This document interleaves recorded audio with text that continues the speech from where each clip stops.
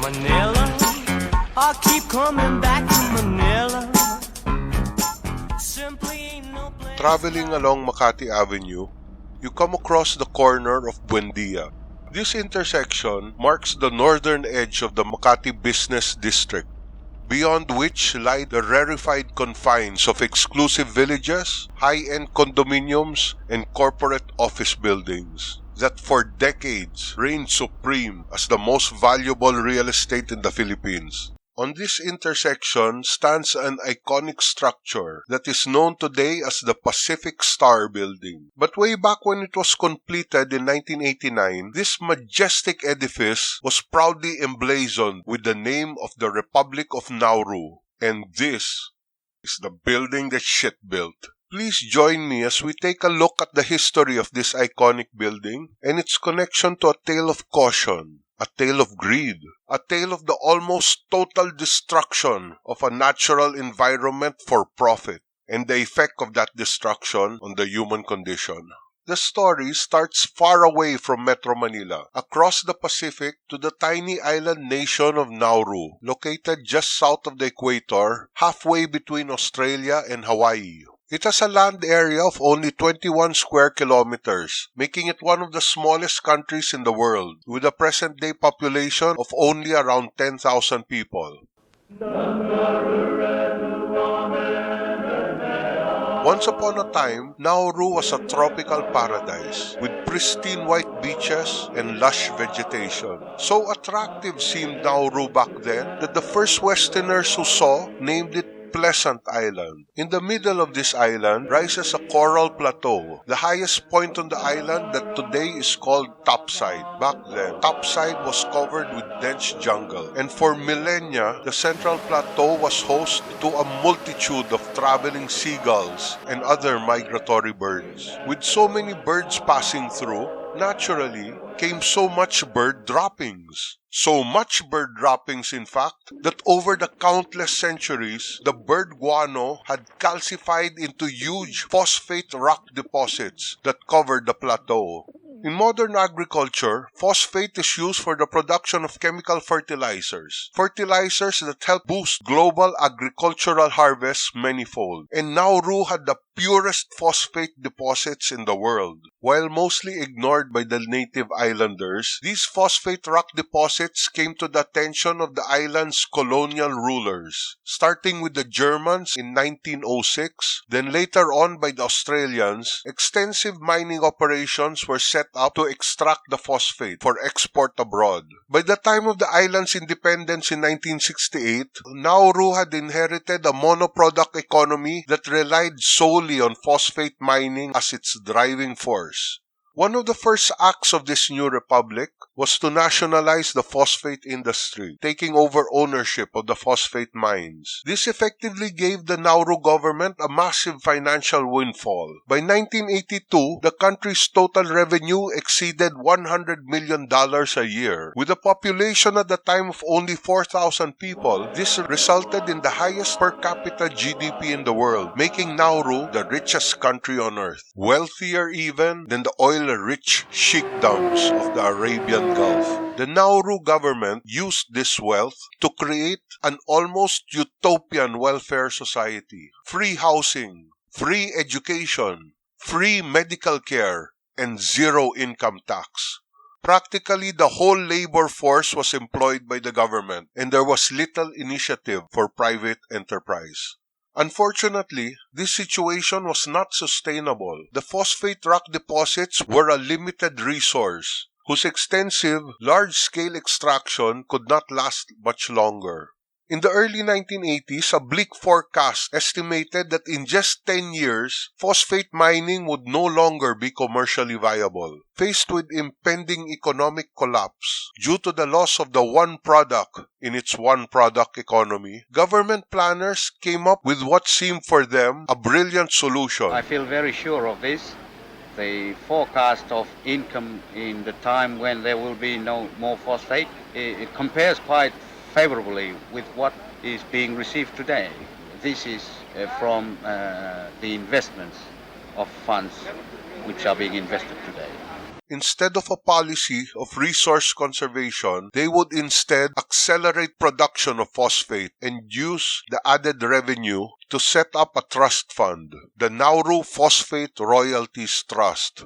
The goal was to amass international assets totaling over $1 billion. The earnings from this $1 billion portfolio was thought to be enough to sustain the island's small population even after the phosphate revenue had dried up. The trust fund invested heavily in global financial markets. They also gobbled up huge amounts of properties, including a fleet of aircraft for the creation of a national airlines. A significant portion of the investments went to the purchase of foreign real estate, which included, among others, the tallest building in Melbourne, Australia. Now this is where Makati comes into the picture. One of the countries earmarked for investment was the Philippines, and a prime lot was chosen in the premier Makati Business District. There was a time not too long ago when the Makati Business District was mostly just rice fields and empty Kogon grassland. In the 1930s, a group of foreign businessmen saw the need for a new airport in the country, led by the New Zealand-born stockbroker Laurie Ruben Nilsson. They leased Makati land from Ayala y Compañía, today's Ayala Corporation. Here, they opened Nilsson Field to commercial traffic in 1937, at the time the most well-equipped airport in Asia. It also served as headquarters of the American Far East Air Force, making it a prime target for Japanese bombing raids during the first days of World War II.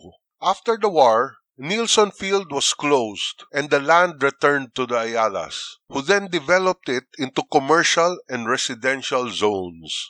The main runway would turn into Ayala Avenue. The secondary runway became Paseo de Rojas, and a small road connecting the two runways would be widened, extended, and named Makati Avenue. The surrounding land would become the exclusive residential enclaves of Bel Air, Urdaneta, Dasmariñas, and Forbes Park, as well as the corporate office centers of Salcedo and Legazpi villages. For decades, these Ayala developments reigned supreme as the most valuable real estate in the Philippines. When Nauru decided to invest in the Philippines, they purchased a prime lot on the corner where Makati Avenue intersects Buendia. Here they planned to build a majestic skyscraper envisioned to be the tallest in the country. They enlisted the services of Gabriel Gabi Formoso, a pioneer in Filipino modern design. His projects rank among the finest examples of Philippine architecture. Residential designs of brick and stone, the bare concrete of his experiments in brutalism. His creations dot the Makati skyline. The Manila Peninsula Hotel on Ayala Avenue, for example, whose original Formoso design facade exuded a simple elegance before it was desecrated into the gaudy Las Vegas-style spectacle that we see today. Along Paseo de Rojas rose two Formoso projects standing side by side, the Doña Narcisa and the Lepanto buildings. The Lepanto building in particular, with its Roman arches, perhaps signaled a shift to the classical in Formoso design. With personal instructions from the president of Nauru himself, Gabi Formoso would take the classical elements from the Lepanto building and create an even more majestic structure, destined to be the tallest building in the Philippines. Completed in 1989, the Nauru building consisted of a two-tower structure, a 6-story building fronting Buendia Avenue, connected to a taller sibling behind it, a towering 29-story concrete edifice clad in gleaming white. Graced with an elegant symmetry, each side was lined with vertical, high-arched windows, rising all the way to the top. The darkened windows, a contrast to the building's white exterior. The main building was set back to allow for a small fountain plaza at street level, gifting both the building and passers-by with what Formoso himself called the urban luxury of open space. The Nauru building's reign as the country's tallest would be shining but short-lived. The coming years would bring a flurry of ever taller buildings, raising the Metro Manila skyline to soaring new heights. Sadly, the Nauru building's original ownership would also be short-lived, which brings us back to Nauru and the birdshed.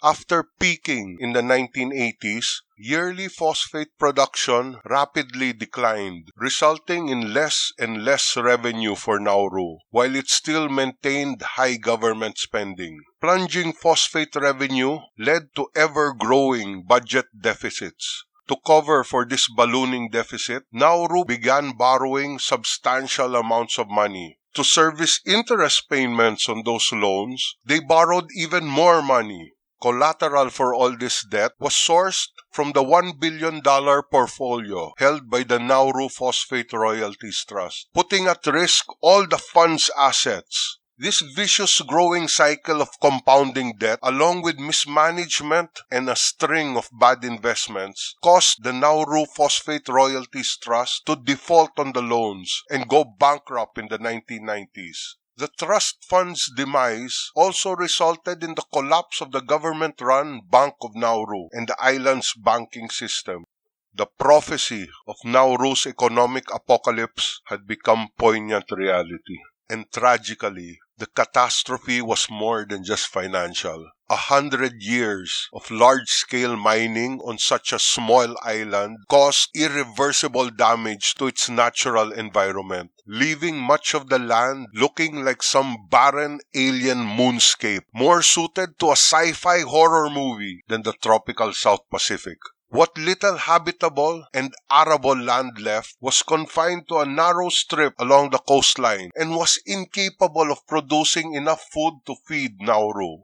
Relying on foreign aid and without an adequate indigenous food supply, the population relied mostly on cheap imported food, the bulk of which came in the form of canned goods, instant noodles, and rice. This constant diet, high in carbs and canned processed meats, had a detrimental effect on the people. This small tropical island has the highest rates of obesity and diabetes in the world. Around 70% of the population is classified as obese, and 40% suffer from diabetes. This high incidence of diabetes comes with corresponding high levels of renal and cardiovascular disease and low life expectancy. Nauru also has high levels of alcohol consumption, including increased use of home-distilled alcohol that further added to the island's health emergency. This is the sad story of Nauru, once the richest country on earth, now a tragic tale of caution for us all. Back to that building on the corner of Makati Avenue and Buendia, when Nauru's economy collapsed, the Nauru building was bought by new ownership and renamed the Pacific Star Building. In memory of its roots, it still retains the logo of the 12-pointed star of the Nauru flag. The former Nauru building remains an iconic Makati landmark and inspiration for newer buildings, including the Makati City Hall, constructed by Gabi Formoso's firm, GFP Architects, in honor and memory of its brilliant founder. Yet without taking anything away from the elegance and beauty of this edifice and the skill and genius of the Filipino architects and engineers who constructed it, we should still remember the tale of caution behind it. We also cannot ignore the primary source of funding that paid for it, a source of funding that can, ultimately, be traced back to those untold thousands of traveling seagulls and all the guano they left behind, bringing us to the conclusion that this beautiful and iconic Makati structure is, in fact, the building that shit built. Salamat po.